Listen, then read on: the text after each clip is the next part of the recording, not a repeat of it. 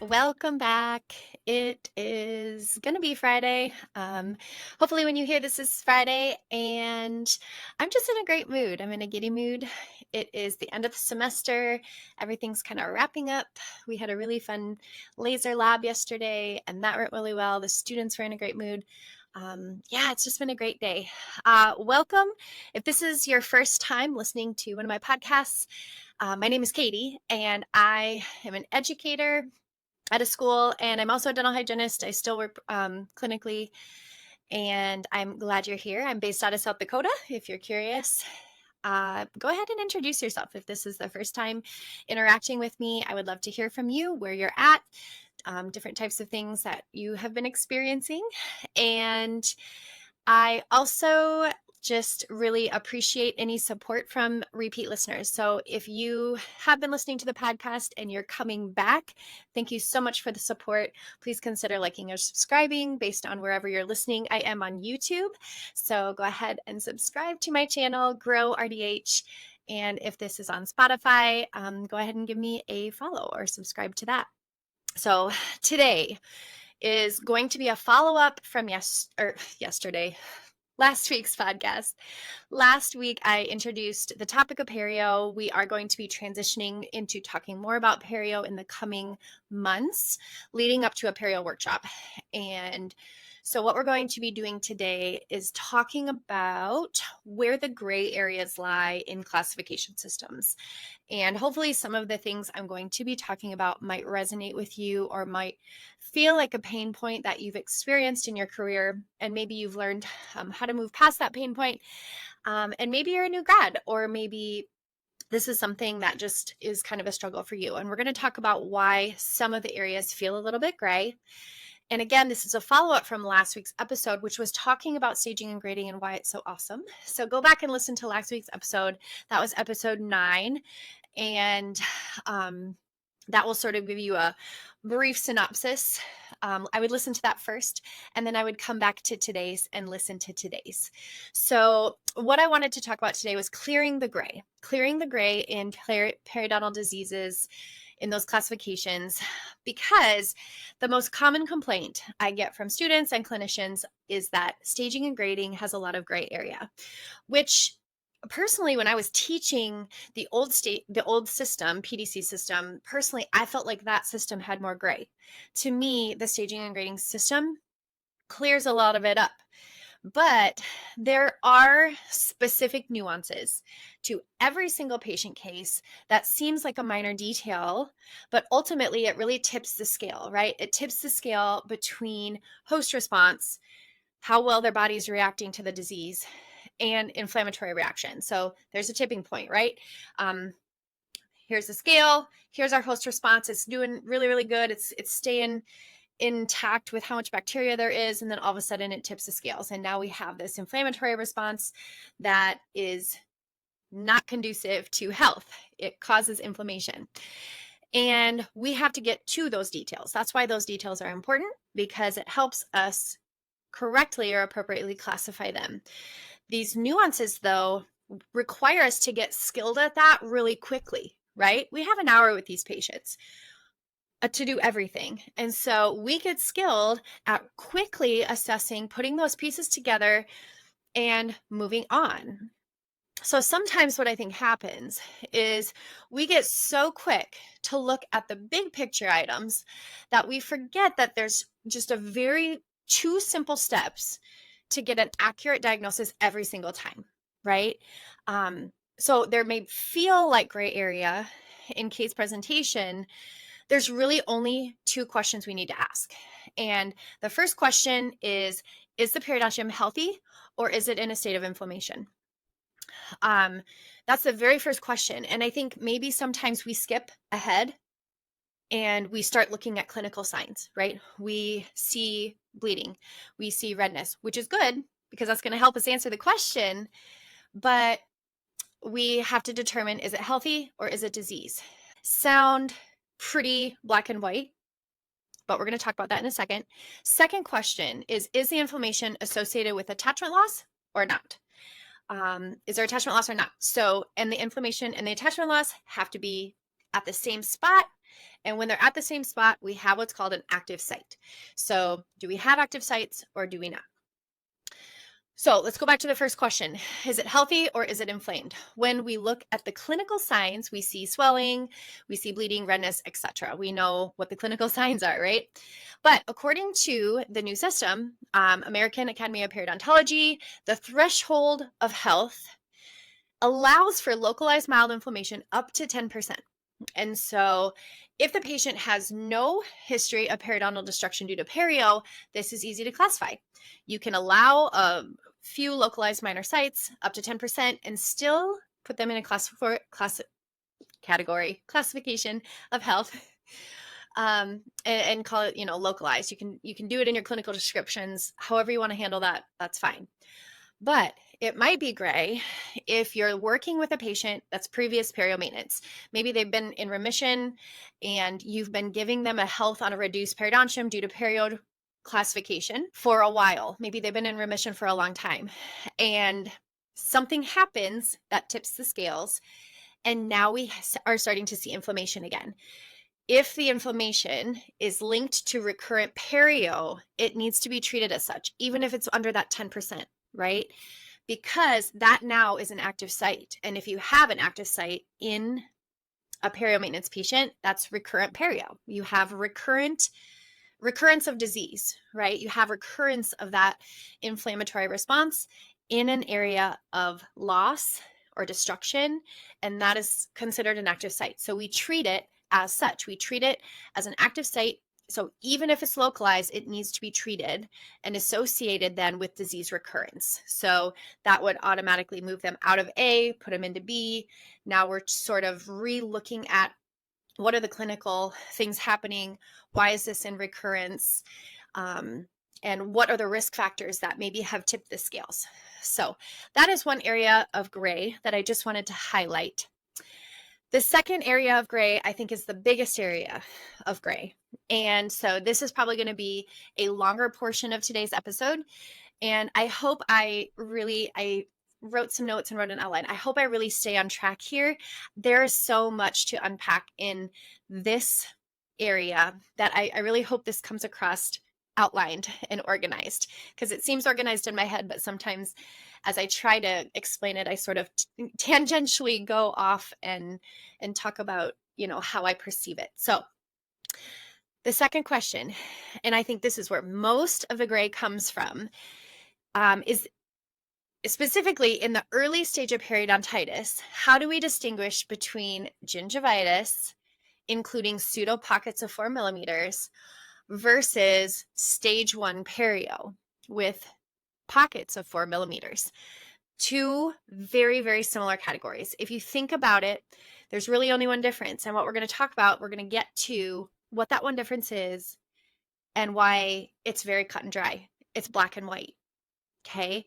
The clinical signs are exactly the same. If you think about the clinical signs of gingivitis and stage 1 perio, exactly the same.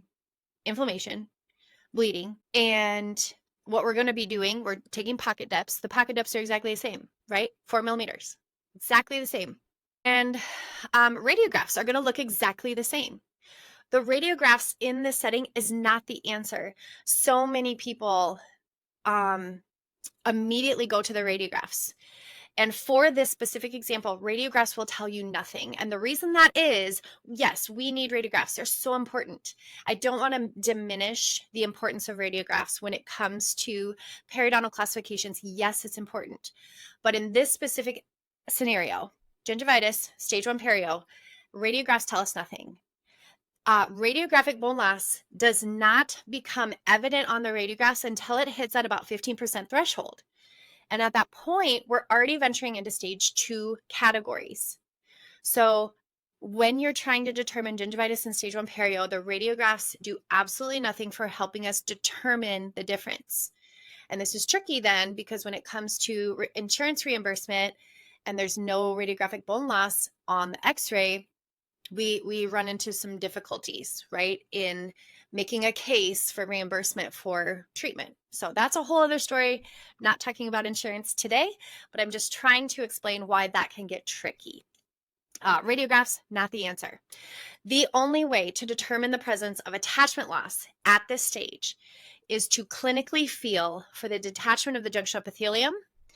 And when that detaches, it reveals a CEJ. So herein lies the issue, right? There is black and white there. And the black and white in this scenario is, can you feel the CEJ? If you can feel the CEJ on a tooth with a 4 mm pocket, that's a true pocket. You have detachment of the junctional epithelium. And that's a stage 1 periodontitis case. So a Pro G 4346 code would not be appropriate for a stage 1 perio diagnosis, right? If you cannot feel the CEJ on a tooth with a 4 mm pocket, that's a pseudo pocket. And the gingivitis classification is appropriate. A 4346 code might be appropriate, or an 1110 code might be appropriate.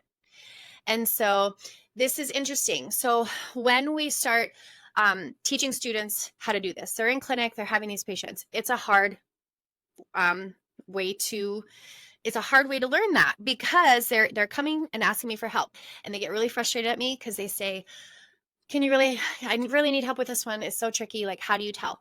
And I say, can you feel the CEJ? And they just kind of look at me and they roll their eyes and they're like, they sit back down. So after a few encounters with me, I'll ask them that, and I won't tell them anything until they felt for the CEJ. But they get frustrated. So over time, I think we just need to start linking the presence of the CEJ with attachment loss.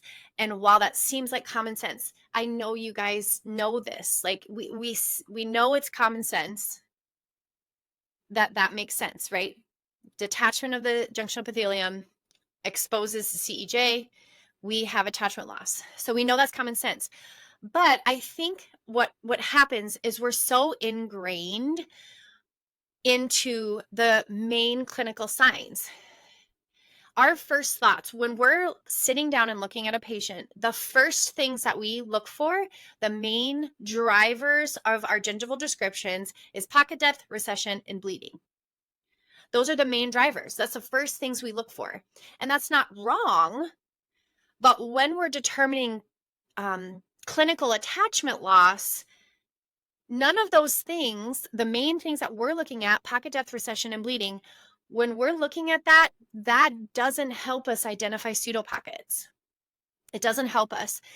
We forget about the two main ways that we have to determine cal as in loss. So when I say cal, this is another area, and this might be another tangent here. This is another area that I get what I see is that people are getting confused with clinical attachment level and clinical attachment loss. The loss is what's calculated in our softwares. So many softwares are different. And I just want to share my personal experience. I have been subbing in the area for a while since I got my position at the school. And what I've noticed is that every software is different, and every software calculates cal a little bit differently. And a lot of the times when it comes to recession, it calculates it correctly, right? What we have to be really careful about is when the gingival margin is above expectations, right? There's swelling. Most often we don't put in that value of the gingival margin. We're not doing that. And I think that's a little piece of where some of this gray might come from. We have to determine cal, right? So when we're determining cal as in loss, we have to know where the gingival margin is. And when it's recession, it's easy, right? It is a negative value. Oh, excuse me, a positive value. Recession's a positive value. And so that's easy because it's just simple addition. So when we're doing the simple addition, the software does it correctly. And that's easy to see when you're putting in your probe numbers, cal. And a lot of the students, I'll hear them, I'll say, well, that's just recession. That's a recession line. And I'm like, GM, what does GM stand for? That's gingival margin. If the gingival margin is above where it should be, then you have to subtract. That has to be a negative value. And I don't think a lot of clinicians maybe are doing this. And that's okay. I think a lot of the times we just do it in our head. Like we know, we see the presence of swelling, we see it, but we're not automatically calculating. We're not. I shouldn't generalize. You may be, but what I've seen in my practice and working with other hygienists, what I see is that we're not automatically calculating that on the software system. Now, if you're writing it in your clinical notes, generalized swelling, that's great. As long as we're factoring in the presence of the gingival margin, either above or below where it should be, in that calculation of cal. And so next week, what I want to do is go way farther into that and talk about why cal is so important in the calculation and making sure our calculations are correct and making sure that we are associating that cal level not with loss. So if, for example, we have a pseudo pocket of 4 and the whole pocket depth is 4, right? But we don't feel the CEJ, there is no cal, as in loss. So if your software is giving you a readout of 4 cal, if you put 0 in the gingival margin and you put 4 pocket depth, a lot of the times it'll spit out a 4 cal. That's not accurate, right? We know that there's no cal. That's just a straight pocket depth of 4. So we have to be really careful when we're looking at our software systems and making sure that we're doing it in our head, we're doing the math in our head, and it makes sense, right? Critical thinking, we should be able to look at that and know, yes, there's cal or no, there's not, just by feeling. If we feel the CEJ and we know that that's a 4 millimeter pocket, we know it's a true 4 millimeter pocket. And when I say true pocket, I mean there is no pseudo pocket involved. There's no swelling. We feel 1 millimeter of CEJ maybe, and the gingival margin is where it should be. Then we have a true pocket. We have a 4 millimeter pocket depth and 1 millimeter of cal. And that's doing the math, right? So if we subtract the pocket depth from the gingival margin, we should get 1 millimeter of cal, as in loss. So take some time this week and tune in next week.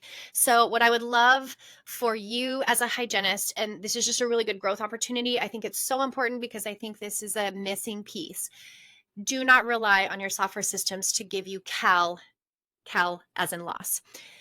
So I would love it if you would go to work on Monday and just take a look at your software system, see how it subtracts or adds, or does it do the addition? Is it automatically defaulted to an addition formula, or do you have to put in a positive or a negative value? How does it work? And I would love for you to do that, like on Monday when you go to work. See how it works and make sure it's calculating it correctly. Make sure it makes sense, just using critical thinking. This cal makes sense or it doesn't. And I'd love for you to report back to me. Is your software system calculating cal correctly?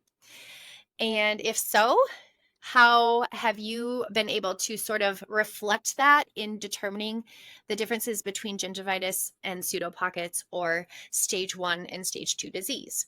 And then what I'm going to do is next week, I'm going to give a few clinical examples. We're going to be talking more in depth about the differences of cal as in level and cal as in loss. And really, I want to give some clinical examples, but then really give a nice picture of how you can do this if your software doesn't do it for you. And if it's not doing it correctly, that's okay. It doesn't mean that it's a bad software. It just means that math can't tell us clinical, as best we can. Yes, there's calculations that can help us do this, but math has limitations. It's not able to.